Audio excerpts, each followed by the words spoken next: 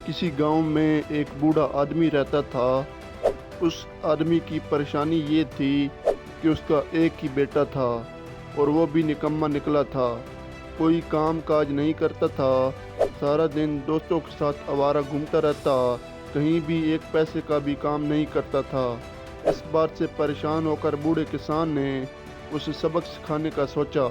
उसने अपने बेटे को बुलाया और बोला कि जाओ, अलमारी में मेरी एक घड़ी रखी हुई है, वो जाकर लेके आओ।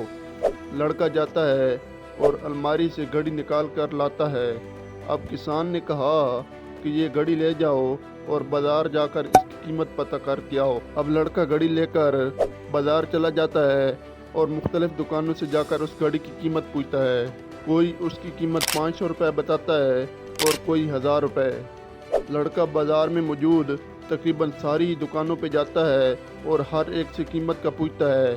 शाम होते ही लड़का घर की राह लेता है और घर आकर बाप को सारी बात बताता है कि लोगों ने इस घड़ी की कितनी कितनी कीमत बताई है।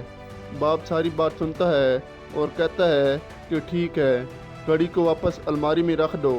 अगले दिन बाप लड़के को दोबारा बुलाता है और घड़ी देकर कहता है कि आज तुम बाज़ार जाओ, लेकिन इस बार तुमने घड़ी की कीमत का पता नहीं करना, बल्कि घड़ी जो टाइम बताती है, घड़ी पर जो टाइम हो रहा है, उस टाइम की कीमत का पता करना है।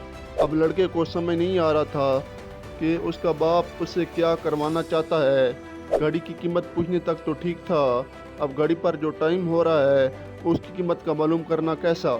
उसे थोड़ा अजीब लगा। खैर, वो बोझल कदमों के साथ दोबारा बाजार की तरफ चल पड़ा। इस बार तो लोग उस पर हंसने लगे, कुछ लोग तो उसे पागल और नासमझ कहने लगे।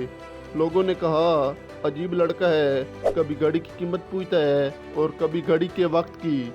अब लड़का एकदम परेशान हो जाता है, उसे समझ में नहीं आता कि उसके साथ क्या हो रहा है।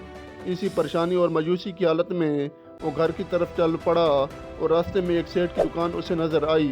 उस सेठ की दुकान खूब चलती थी, हर वक्त ग्राहकों का आना जाना लगा रहता था। सेठ के पास सर खुजाने का भी टाइम नहीं होता था। लड़के के दिल में पता नहीं क्या ख्याल आया। उसने सोचा कि जहाँ इतने लोगों की बातें सुनी हैं, इतने लोगों से पूछा है, तो चलो एक दफ़ा चलकर सेठ से भी पूछ ही लेता हूँ। हो सकता है कि सेठ को मेरे सवाल के जवाब का पता हो। वो लड़का डरते डरते सेठ के पास गया और पूछा कि सेठ की इस घड़ी में जो टाइम हो रहा है, उस टाइम की क्या कीमत है। सेठ लड़के की बात सुनकर चौंक गया। वो समझ गया कि ये लड़का क्या पूछना चाह रहा है। इस लड़के को किसी ने क्या जानने के लिए भेजा है।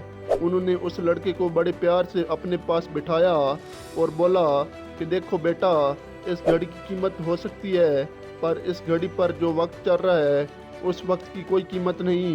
ये टाइम जो गुजर रहा है अनमोल है। तुम दुनिया की सारी दौलत देकर भी एक सेकंड अपनी लाइफ में पीछे नहीं जा सकते। अपना गुजरा हुआ एक मिनट भी खरीद नहीं सकते। तुम घड़ी तो खरीद सकते हो, लेकिन तुम्हारी ज़िंदगी का जो टाइम गुजरता जा रहा है वो तुम नहीं खरीद सकते। इसकी कोई कीमत नहीं। जो लोग वक्त को बर्बाद करते हैं वो नहीं जानते कि वक्त धीरे धीरे उनको बर्बाद कर रहा होता है। कुछ लोग तो अपनी ज़िंदगी को खुद चलाते हैं और कुछ लोग उन धक्कों से चलते हैं जो दुनिया उन्हें लगाती है।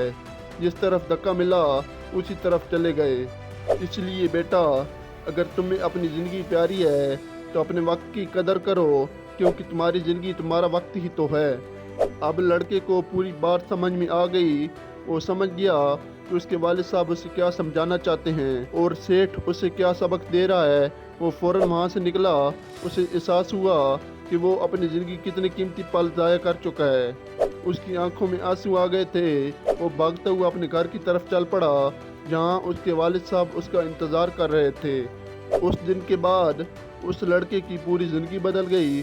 उसने कभी अपना वक्त फजूल कामों में ज़ाया नहीं किया।